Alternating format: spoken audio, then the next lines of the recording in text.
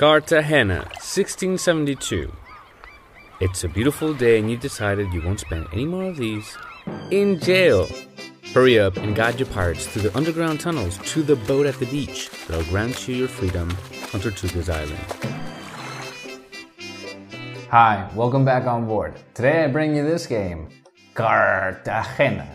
Now remember, this is our review, not our tutorial. Here we'll talk about the game, show you its contents, go over the objective, explain its mechanics, and help you decide on your purchase. In the video description below, you'll find links to any future videos we upload of hacks, gameplays, tutorials, and ambient music. You'll also find a link to the subscription, which if you've already subscribed, don't forget to click on the bell so you don't miss any of our future videos. Cartagena is a competitive modular board game with hand management. It's from 2 to 5 players and ages 8 and up. In it, you will represent some pirates that have just escaped from a fortress in Cartagena in the year 1672. It lasts from 30 to 45 minutes, and its price right now in Europe is about 23 euros. The author is Leo Colovini, the Italian designer behind other games like Incognito.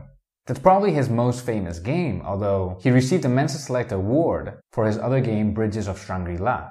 And he's been nominated for the Spiel des Jahres various times for the games Clans and Carlos Magnus. The illustrations of this game are by Basaglia&Longo, of whom I've found absolutely no information. This is the edition produced by Studio Giochi, published in March 2017, although the game is from the year 2000. So it's been re-edited and published various times. Let's look at its contents.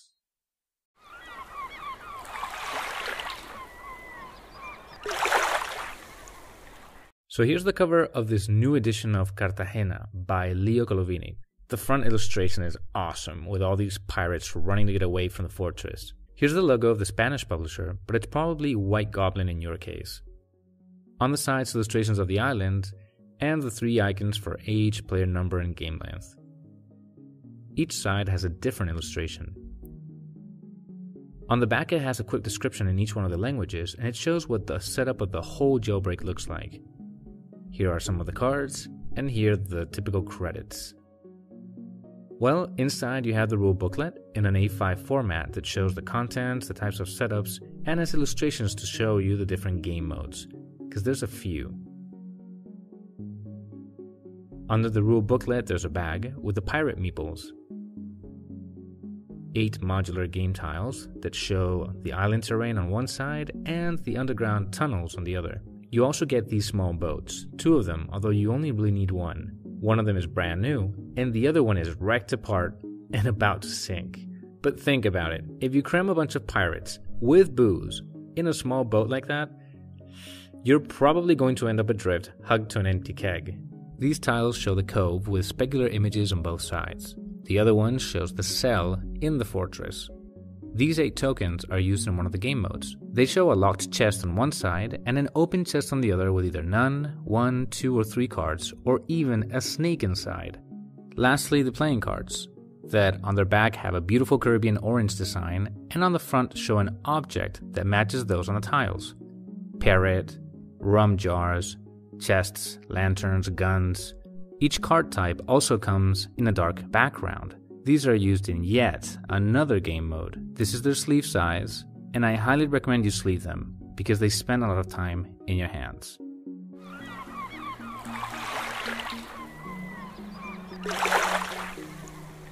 The game objective is to be the first player to take the 6 pirates from the jail in the fortress to the cove on Tortuga Island. But if you want to play a quicker game, you can end it at the boat instead.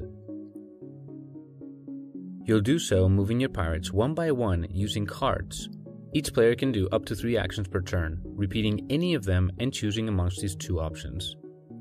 Play a card and move a pirate forward, and move back a pirate and draw cards. Play a card and move a pirate forward. When you play a card, choose one of your pirates and move it to the next empty space with the same symbol as the card played. Move back a pirate and draw cards. And to get new cards, you must choose one of your pirates and move it back to the first space encountered with either 1 or 2 pirates. Any with 3 are skipped. If the pirate ends on a space where there was a pirate, you get to draw 1 card. If it ends where there were 2 pirates, you get to draw 2 cards. In each turn, you'll be able to take up to 3 actions, so combine them in the best way possible. When you play with the island, moving the boat from the tunnels to the island also requires 1 action. To board a pirate on the boat, you must play a card with an icon that is not visible anywhere between the pirate and the boat. As soon as a player boards his 6 pirates on the boat, or gets to the cove in a longer game, the game will be over and that player will have won.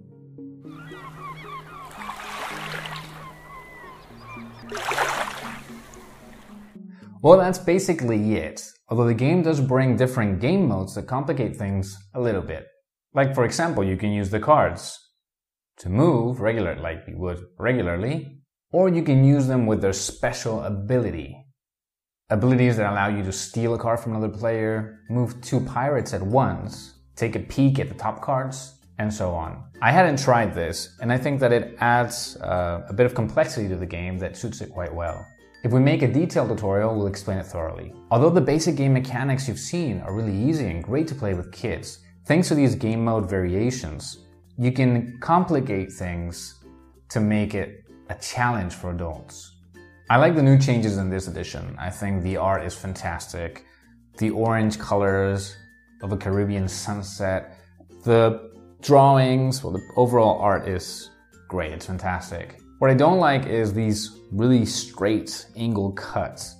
I have Cartagena 2, and in that one, the corners are rounded and the boat actually is cut out like a boat, not in this case where it's just a rectangle.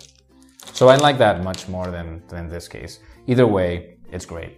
The first time I tried this game was in Belgium at a local bar that every Friday a store owner came by, brought some games and explained them to you and then sold them to you on the spot. And I played an original version, a really old version, and I liked it a lot. Then it took me some time to find it. I had to end up buying Cartagena 2 because I couldn't find the first one. So I really like the idea that this new edition brings the first Cartagena, then it brings everything that Cartagena 2 brings to it, and then it adds extra modes to it. So putting all that together in just one game, I think it's a great idea. Something I don't like is that in between turns, you have to wait. You can't do much because by the time it's your turn again, the board has changed a lot. So your original strategy will depend completely on what the other players do. Now, the more players you have, the longer you have to wait. But then the more players are playing, the more pirates there will be on the game board, and that means less free spaces. So that means that your pirates will move faster. So although maybe waiting for your turn may take longer, the game will be faster. About the replayability, every time you set the board up, you do it randomly. So each game board is slightly different. Then you can always choose to play just the underground part or the island part, or mix both together, then play with different modes. So that makes the game stretch out longer in time before you can get tired of it. And finally, who is this game for? Well, it's a family game, so it's practically for anyone. Now, if you like the pirate theme, and you're looking for a game where you can sabotage other players' plans, but just a bit, not a cutthroat game, something with easy dynamics that you can set up quickly, and that you can adapt to the level of players, then this is it. And that's it, that was our review of Cartagena. I hope you liked the video, and if you did, give us a thumbs up and help us out by sharing it with your friends. Even with your Spanish-speaking friends, because we have a Spanish version of it as well. If you want us to make a detailed tutorial for game owners, and then an express tutorial for game owners to use to teach new players how to play, then tell us in the comment below and we'll link it when we have it ready. In the video description, we'll also upload links to other future videos we make, hacks, gameplays, and ambient music. If you didn't know us from before, join us by subscribing to the channel. Games on board. We do the reading, you do the playing. Ole.